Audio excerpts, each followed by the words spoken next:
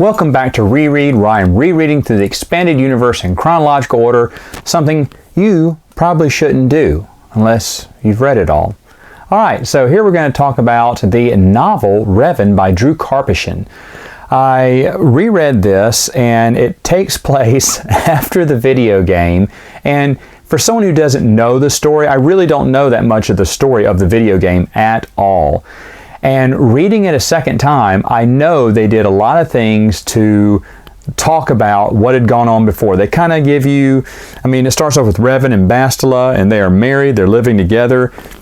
It gives a short overview of what's been going on in his past, how he was fighting the hero, he was a Jedi hero during the Mandalorian War. Then he and Malak went into the unknown regions, and somehow, he doesn't know how because he doesn't have all of his memories back, they became Sith and then started to try to take over the galaxy, where he eventually took down, but turned back to the light side, betrayed, didn't betray, but just killed Darth Malak. And that was basically it. Then married Bastila, who had also turned to the dark side, but had also turned back to the light because of Revan.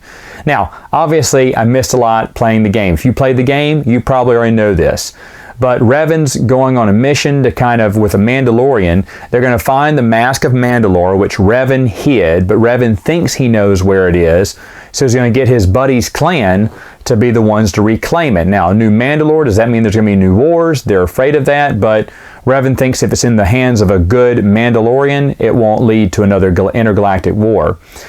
And so he leaves Bastila. Bastila stays, and she tells him she's pregnant. Revan's super happy, but he has to go now. He'll hopefully be back soon. Well, he and the Mandalorian go to their home, the Mandalorian's home planet. He convinces the clan. He goes under disguise as not Revan, but someone else, Avon or whatever. They rearrange the letters of his name, and he is going to help this Mando clan find the Mask of Mandalore. Now they're interested and they're willing to do it because of their clansmen, not because of him. Well, later on they are moving into some other Mandalorian clan's territory. They get attacked. Revan has to save them, and without many people looking, the clan leader was looking, he whooped out a lightsaber and took down one of the big ships that kind of saved the whole clan during the battle, kind of turned the tide of the battle. Well, that let her know that not only he was a Jedi, but later on she knew immediately that was Revan, and how dare they bring the Mandalorian's arch nemesis into this. So when they finally find the mask, of course she goes to kill Revan. His Mandalorian friend teams up with Revan, takes Revan's side, and they sadly slaughter their clansmates. And he's upset, but the Mandalorian is convinced by Revan to take on the Mask of Mandalore and lead his people to a brighter tomorrow. Meanwhile, Revan has just an idea of after seeing where the Mandalorian's mask is, the Mandalore's mask is, he has an idea of where they went. And he thinks he knows where he needs to go next. Now he's got a droid with him. He takes the Ebon Hawk and he goes to the next destination, leaving his friend there. He finally gets to this planet. Meanwhile, during all this, let me back up. As he's coming to this planet, they've been telling another story. This is of the Dark Lord Scourge. And so Scourge is an Imperial agent of the Empire, run by the Emperor. No, this is the Old Republic, not the new Empire and the Emperor, which is very similar. I forgot all the similarities between the Old Republic and the original trilogy. But he is an agent of the Emperor, and he's come in because he's kind of a independent agent. He's been out on missions, so he's kind of he doesn't have a side. He's basically just with the Emperor. He hasn't been in the politics enough. He's been outside the politics. He's kind of independent. But the Emperor wants him to investigate. There's an assassination against one of the Dark Council members, so he's sent to investigate who's doing it. Well, as he goes there, Scourge runs into Setchel, I believe is his name. It's the dark Jedi, the council members. It's her number one or number two guy. He's the sneaky, sly little Sith. Scourge hates him, and Setchel basically belittles him the whole time. Scourge goes through many tests and tribulations, but he finally gets down to the bottom after he kills the other Sith council member that he thinks is responsible for the assassination, he finds out, no, everything is a lie to him. And the other Dark Council member, not master, but the one he's been assigned to, Nissus, she basically lets him in on something like, hey, look, actually all the Dark Council is in on this. We all want to assassinate the Emperor because he is cuckoo for Cocoa Puffs. And of course, Scourge cannot. He does not think that's true. Where she goes, okay, look, I'm going to take you to a planet. He's like, I've never heard of that planet. Yeah, the Emperor has wiped out all memory of this planet. He doesn't want anyone to know what happened here, but we have the true story, and I'll let you know why we want to take down the Emperor. And she takes him to this planet that is devoid of life. There aren't any insects even. There's no force there. The force, when he ignites his lightsaber, it's very weak and see-through, and he can't feel things through the force. Even the force isn't there. And what has happened, she said, yeah, the Emperor was kind of a Sith scientist, alchemist, and during the Great Hyperspace War and stuff, during Naga Shadow, he didn't partake, but after Naga Shadow's incredible defeat, he brought all the Sith over and said, hey, look, I got a super weapon that can stop them. So whatever Sith showed up, he had them do this ritual where he basically just sucked the life of everything, including them, on the planet. And he took that life force and put him in itself. Now, because he did that, he's been feeding off all those life forces for 1,000 years. He's been around for that long. It's basically immortality. And that thirst for more immortality means he's got to consume more planets. But when consuming it, he's not, Scourge, and everyone's like, okay, so what? He destroyed a planet.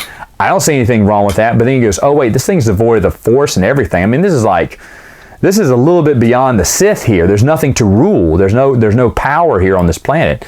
So he sees, yeah, this is kind of making the Emperor crazy. Okay, I'm with you. When do we strike? Well, that's when, and these are when the two stories kind of interlock here, Revan's ship appears. And so they shoot it with an ion cannon. It flips back to Revan, who crashes onto the planet. Darth Scourge goes in there. He knows the guy's a Jedi. He's been knocked out. He takes Revan, and they take off. And then Revan is going to be captured and tortured for information from the Sith. Now, that was part one. Part two happens 3 years later. Bastila has a son. She's playing with him. He's another anagram of Revan too, Avon or whatever, I don't know. But anyway, so she has a new son, and there's another Jedi. He says, hey, I think it's Mila, and I think she's from the game too. I just don't know the games that well, because there's some history with her as well, with Revan during the wars. Anyway, she tells Bastila, look, I'm going to search for your husband. Bastila's like, I'm coming. She's like, you got a 3-year-old. No way. You stay here. So she feels that Bastila feels that if Revan would have died, she would have known. So he's probably still out there, but she doesn't know. The droid who was on the Ebon Hawk, he had a 3-year adventure where he videotaped the Scourge taking Revan away, and then when the Sith left, it took him a long time to fix the Ebon Hawk and finally get back to Bastila. He found Mila first, who then got to Bastila, and then told Bastila showed the image of what became of Revan, her husband. So now another Jedi's on the lookout for him. They talk about HK, I don't know his name. I'm sorry, I don't know the video games that well. But they talk about him a little bit. He is never mentioned. I mean, he's mentioned in it, but he's never put in it because they say, oh, we don't want an assassin droid killing everyone around, which I guess people really wanted to see him, and they were explaining why. Drew Carpenter was explaining why he wasn't putting him in the book. I don't know. Maybe he was in a video game story and couldn't be in this story. Again, not knowing the video game storyline that well does kind of put a little bit of questions in your head as you're reading Revan. It's still not bad. For someone who never played the video game, I still enjoyed this book. But anyway, so the next Jedi goes out in search of him. Of course, she finds him. She actually she gets through one link to the next, gets in contact with Setchel. She doesn't know that Setchel knows Lord Scourge. And after Lord Scourge has been, for the past 3 years, he's kept Revan in isolation, goes to visit him once a week, and is trying to trick him through isolation now. Because Pain, he has a high tolerance for pain. He's like, that's no fun. Let's play mind games with him. Because he'll be so desperate for interaction, he'll let a few things leak. And he says, Lord Scourge is going, yeah, he's let a lot of things leak. And he knows, little bit by little bit, he's unraveling Revan. Ha ha ha. And then you get Revan's perspective. He's like, boy, Lord Scourge, he doesn't know his name yet, but he says, that Sith thinks he's working me. Boy, I have worked so much information out of him.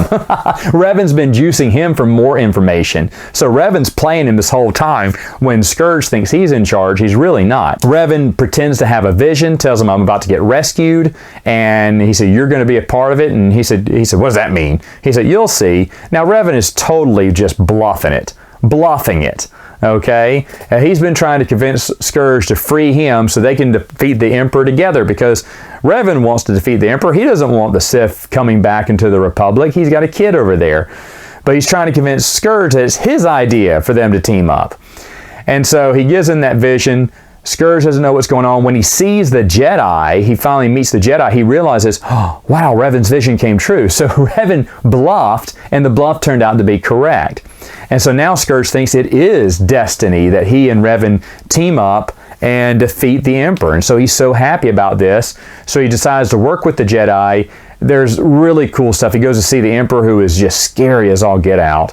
How they describe him, and says, hey, look, I've got tapes and everything. He kills Setchel, but gets all Setchel's, dirt on the other Dark Council members, and says, look, a lot of the Dark Council members are against you, are plotting against you. So the Emperor goes, okay, if this is true, you're going to be rewarded. And of course it is true, and the Emperor just sends people to wipe out all of the Dark Council. While that's going on, he and the other Jedi are trying to rescue Revan.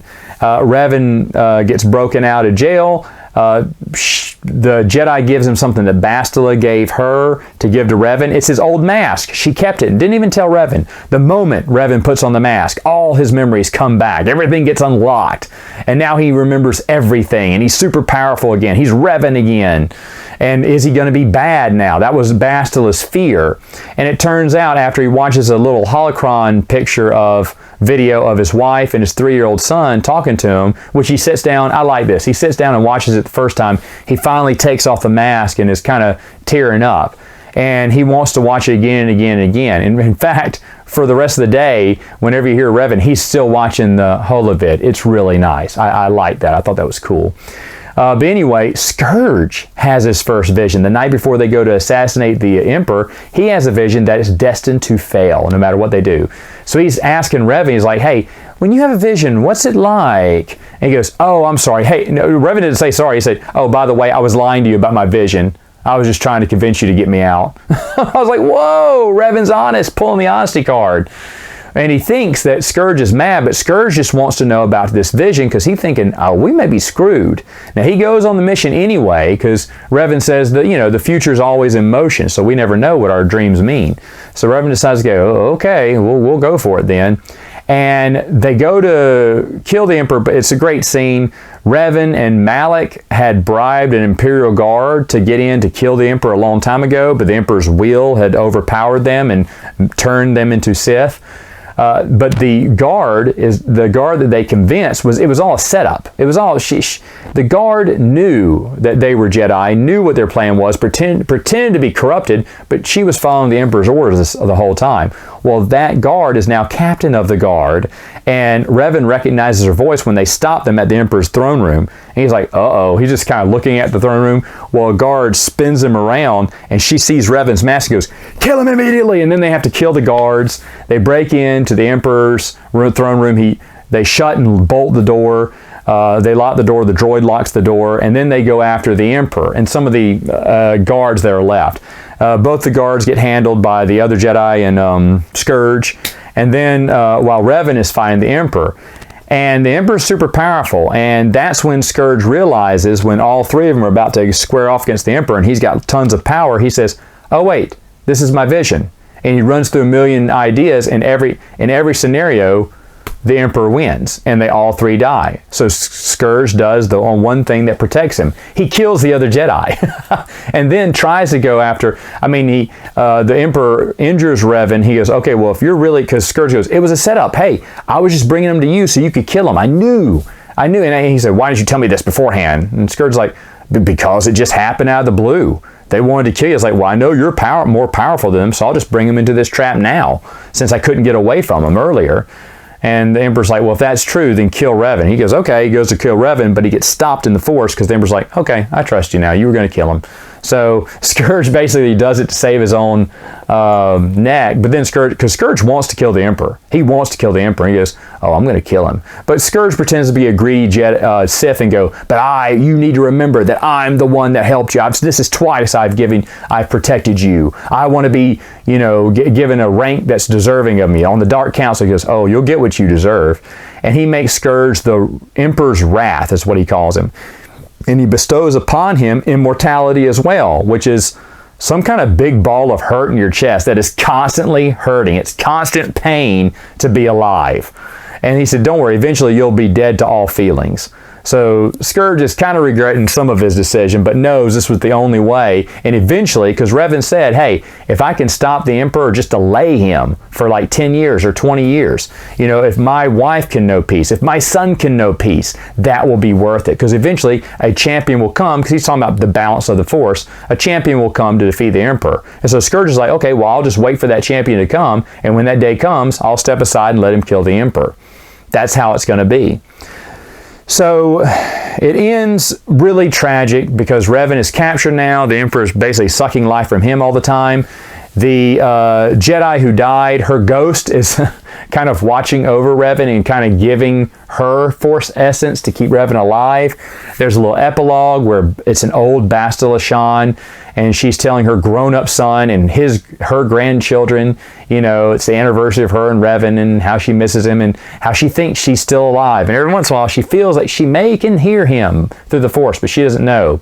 And his son, Revan's son, never becomes a Jedi at all. He's in the political field, I think, and he's well known and popular, but never becomes a Jedi. And it looks like they're living out their days in peace, just like Revan wanted. And again, Revan is trying to slowly delay, because the Emperor is very cautious before he begins his assault on the Republic. And because of this other encounter with Revan, he doesn't know what's going on, so he needs to, plan and hold off a little bit more. So Revan, in a way, his sacrifice, his long-dying sacrifice, pays off in the end.